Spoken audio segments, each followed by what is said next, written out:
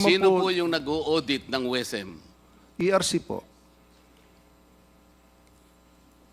Tama po. Anong pangalan po ng auditor? Yung iba-iba po yan eh. So yung pinakahuli po, Reyes Tacandong po yung auditor po na. With all due respect, Mr. Chair, I beg to differ. This commission you has... believe there is no cost on the part of NGCP? No, there is cost, Mr. That's Chair, why of I'm course. asking you, do you have an idea as to how much They filed- NGCP might have lost? No, Yun they lang did naman not file for losses, Mr. Chair. They filed for... I'm not asking you, ma'am, if they filed for losses. I I'm thought that asking was you the if you have an question, Mr. idea. Chair. If you have an idea, please say so. Take a good look at NGCP. That is a good first investment opportunity for 4 reasons. Submit all of these correspondences that would indicate that the DOJ and all of these Yes, ma'am. agencies We'll do that, Mr. Chair. I think that permitted was, you to have a Chinese national. So you confirmed that, right? yes, ma'am. We Thank you, confirm that. Mr. Chair. That would be all, and please list me for second round. Thank you. Thank you very much, the Honorable Stella Kimbo. We now proceed to the next interpolator, and that would be, before I go to the next interpolator, from the 2nd District of Batangas, the Honorable Jervin Luistro. Ma'am, welcome to the committee hearing. The next interpolator is the Honorable Colada. Sir, you have the floor. Mr. Chair, good afternoon. Proceed. If I may proceed, yeah. 5 minutes. Last night, I took some time to study the topic that will be taken up today. And as expected, I encountered the words unconscionable delays, WAC, unbundled rates, unjustified delay in the implementation of the projects, and these so-called imperfections. I call these imperfections.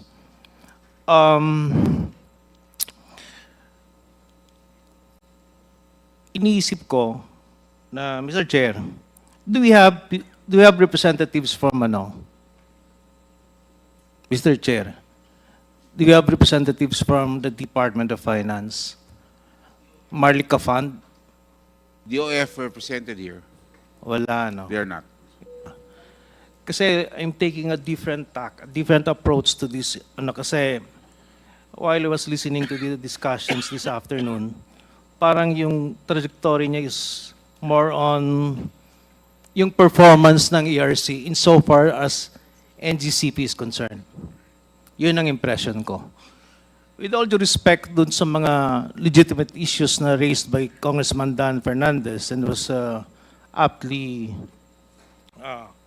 parang inopose ni Congressman Rufus Rodriguez.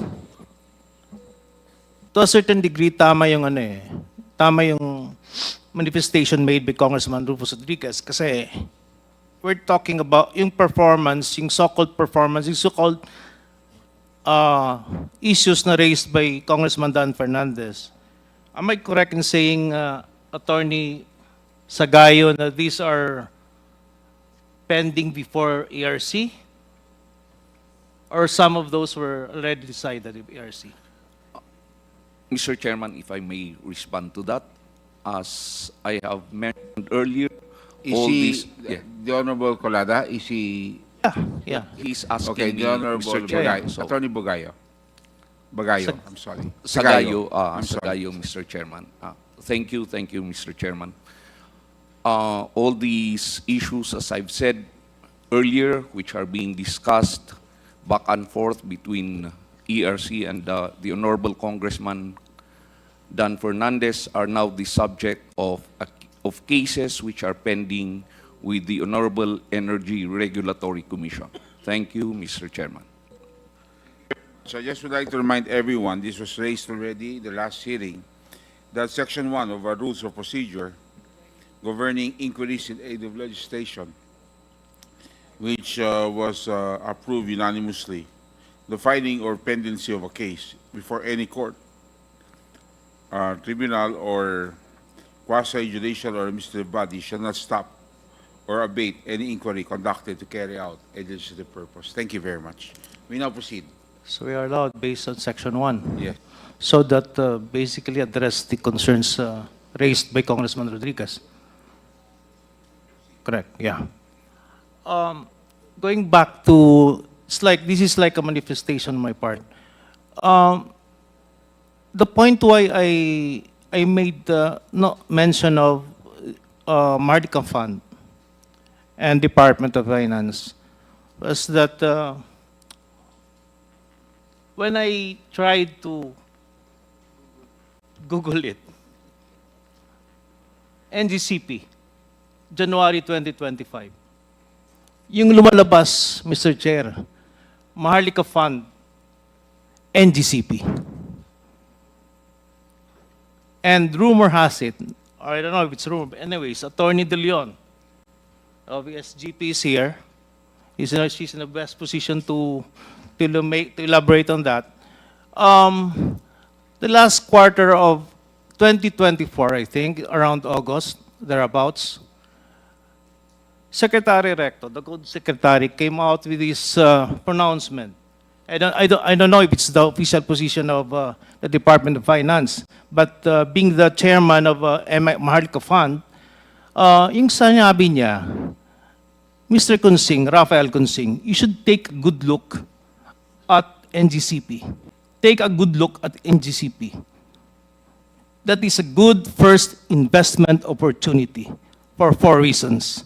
And these 4 reasons are, number 1, security. What with the West Philippine Sea problem that we have right now. Number 2, profitability. It's a good business opportunity. Number 3, track record. And number 4, development-oriented, which basically is was in sync with the dynamics behind the creation of Maharlika Fund.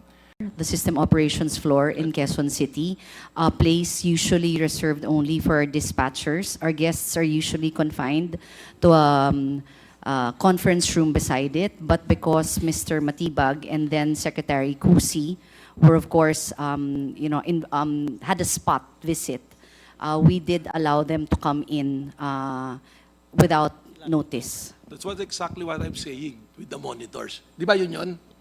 Sa Quezon City? Mr. Matibag, that was for the system Yeah, that's what I'm operations, saying, not with just the the monitor, sir. That's the control center.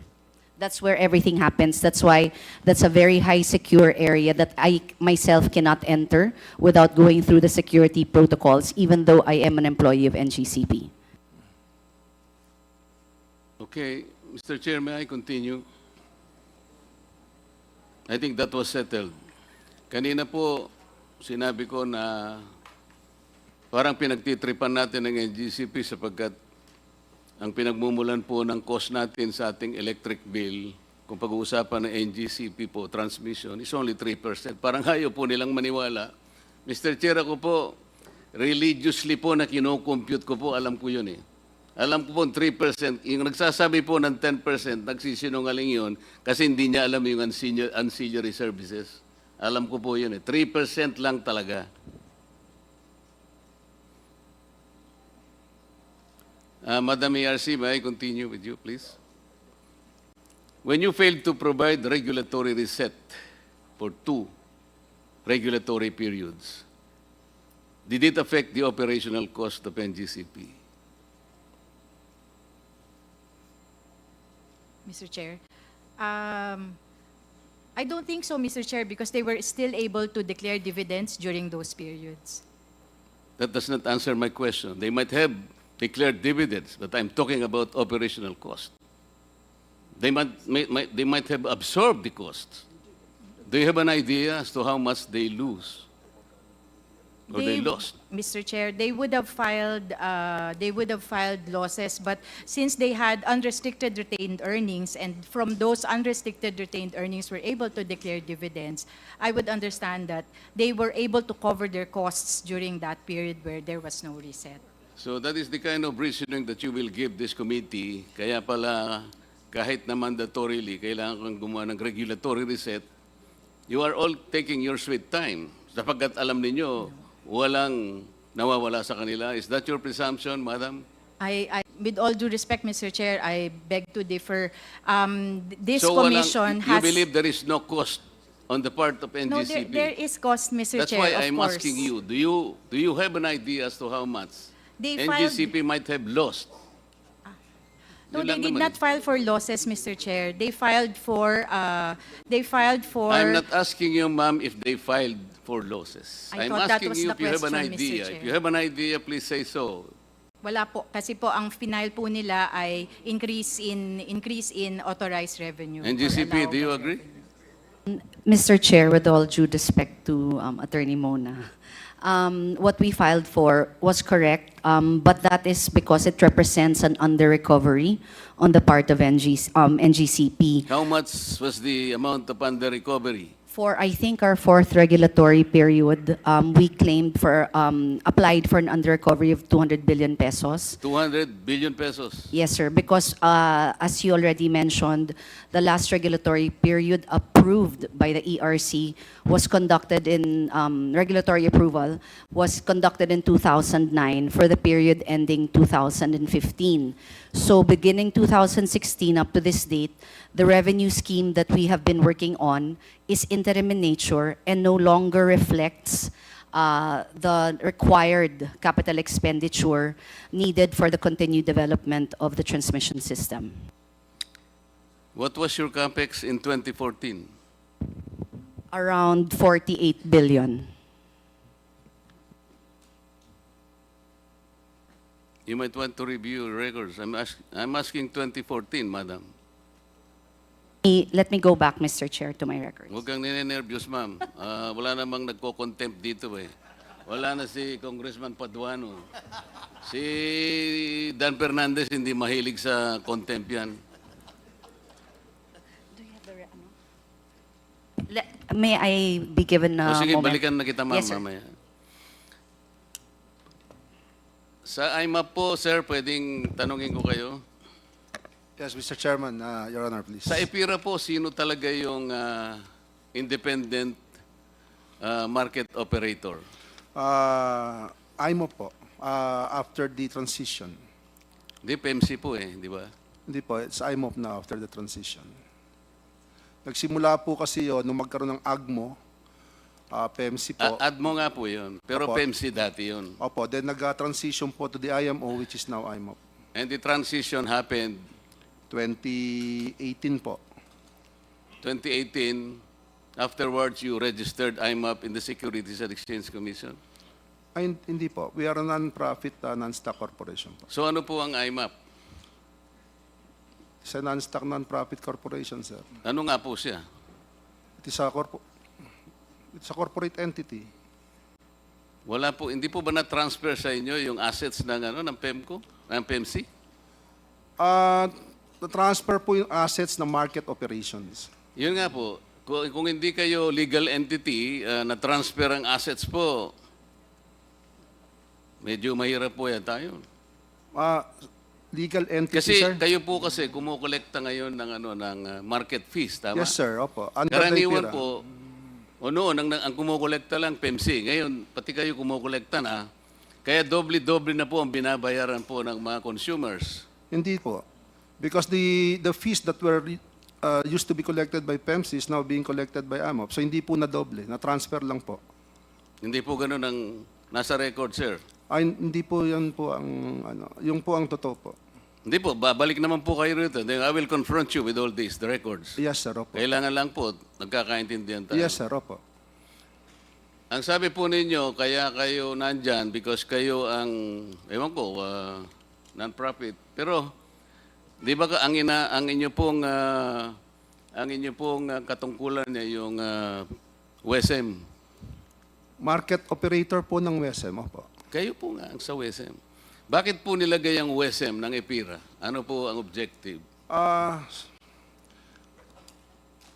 Because before the IPIRA, o before the WESM, di po ba lahat ng pagmimili ng O nga po, kuryente? ba't po tayo nagkaroon ng WSM? Sa akin pong pagkakaunawa, yung kaya po tayo nagkaroon ng WESM to allow flexibility in contracting para po may source ng kuryente kung walang kontrata and para maging balancing market po siya kung sakaling... Makakatulong po sa pagpapababa ng ating elektrisidad. Opo. Pag binasa nyo po yung konteksto ng EPIRA. Opo, sir. Pero hindi po ganun na nangyayari. Meron po kayong pinakamataas, yung cap po ninyo is 32 pesos per kilowatt hour. Umaabot po tayo doon, tama o hindi?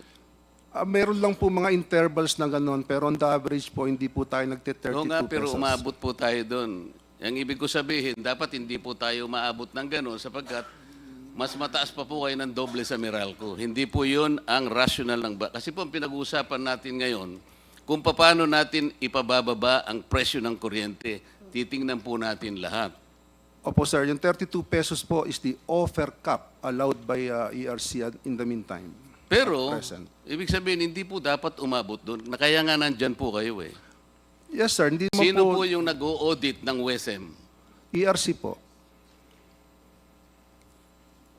Tama po. Anong pangalan po ng auditor? Yung iba-iba po yan eh. So yung pinakahuli po, Reyes Tacandong po yung auditor po na. Hindi po, ang sinasabi ko, Mr. Representative from IMAP, di po ba magbebenta yung generation company? Tapos ililista nyo. Yung po, sino yung nag-o-audit nun? Paano nyo may babato ng ganitong presyo? Yung mga ganon. Meron Hindi po ba sinusunod nyo ay algorithm lang? Meron po tayong system, opo. Yun po, the system of algorithm. You may say that. Yun po ang problema natin kung sinong nag-o-audit ng algorithm, Madam ERC. Dapat po tingnan ninyo ito sapagkat dito po sumisirit ang presyo ng electricity. Panay NGCP na lang po kasi tinitingnan natin. Nakakahalata na po kami. Transco. Madam, sabi po nyo kanina, hindi po kayo nakakapag-visit sa facilities ng NGCP na para bang itinatago sa inyo. Kayo naman ang may-ari. Hindi man lang kayo pinapayagang makarating doon. Sinabi po nyo kanina, di ba? Mr. Chair, I believe I did not say that. Ikaw naman yata kaibigan ang nagsabi? Ikaw naman. Yes. In fact, there's a letter from NGCP, and let me read from the letter. NGC replied on a request to do audit and visit. They replied August 28. We reiterate our opposition to the performance asset and audit for lack of legal basis. Therefore, we regret to inform your office that NGCP cannot accede to the planned pilot audit. And let me answer, in relation to that, yung ginawa po namin at Attorney Mutchan na pumunta ron, you very well know that is only ceremonial.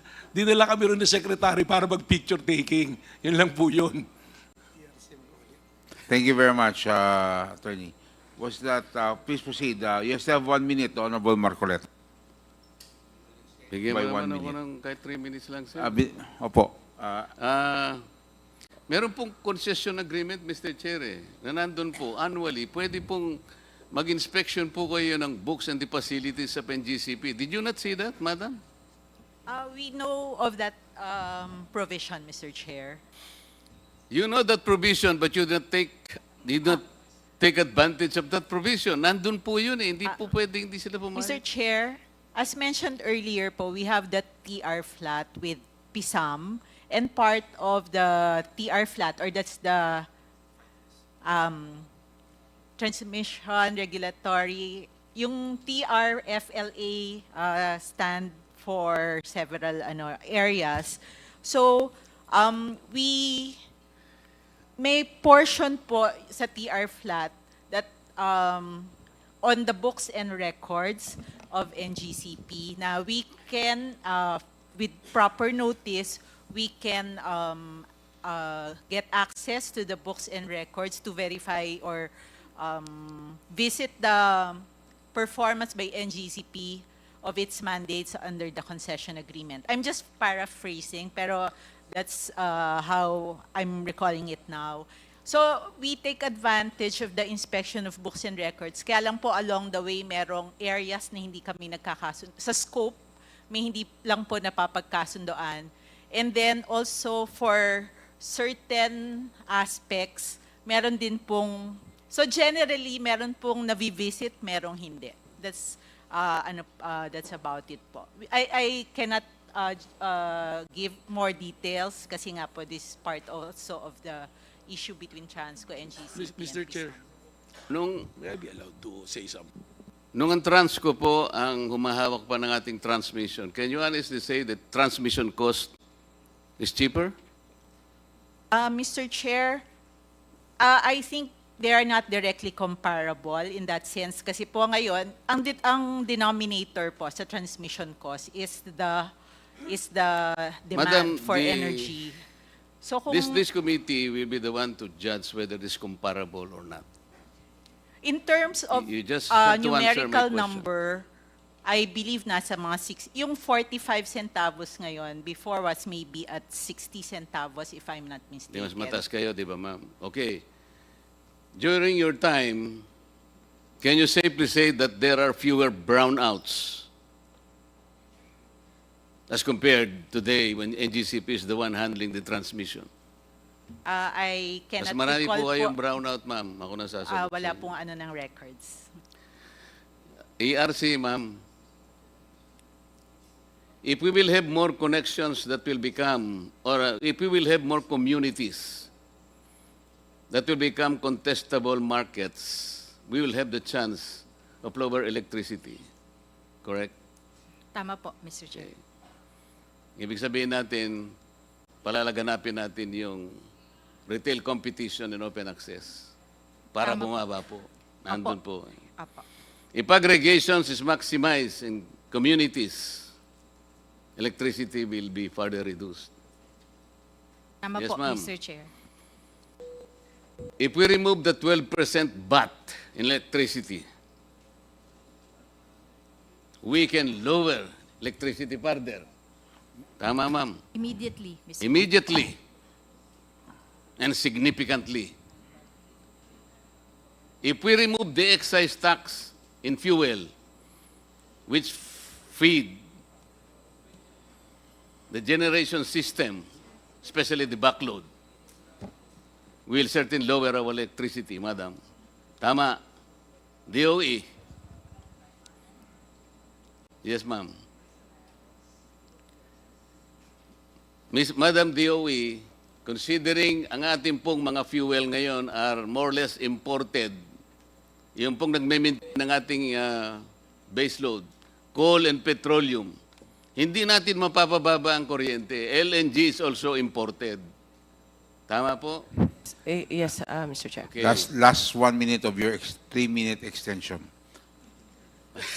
Because we gave you the 3 minutes because you're the senior citizen. Madam DOE representative, if we remove the cross-ownership provision in the EPIRA, we can rationalize better the price of electricity eventually.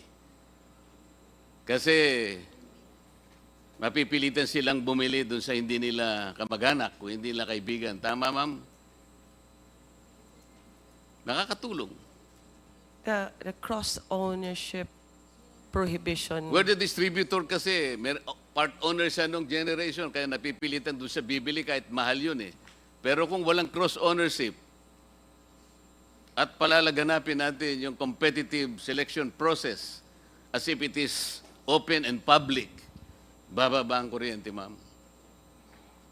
I assume. Oh, yes daw, Mr. Chair. Philippine Competition Commission. Last question. Yes, yes, sir. Kasi po, ma'am, baka akala nyo hindi kayo kasali rito eh. Is NGCP violating any anti-competition or market behavior or whatever? Mr. Chair po, with regards to having a single franchise owner, we note naman po that that is not uncommon in the energy transmission. But for markets like this where you have a single franchise owner, strict compliance po with regulation is key for that. Parang hindi mo sinagot, ma'am. Eh.